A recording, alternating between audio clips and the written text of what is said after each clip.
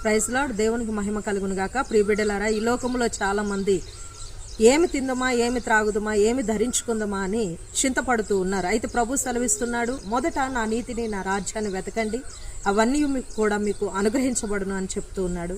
చాలా మంది భార్యని ఎలా సంతోష పెట్టాలని చింతపడేవారు, భర్తను ఎలా సంతోష పెట్టాలని చింతపడేవారు.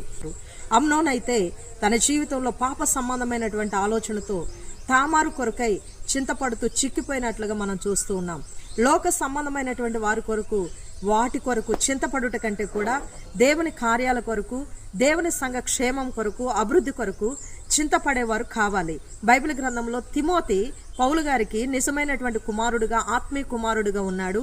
మరి తిమోతి అంట సంఘమును గూర్చి బహుగా చింతపడుతూ ప్రార్థించాడంట. సంఘ క్షేమం కొరకు ప్రార్థించి చింతించేటువంటి వాడుగా ఉన్నాడు.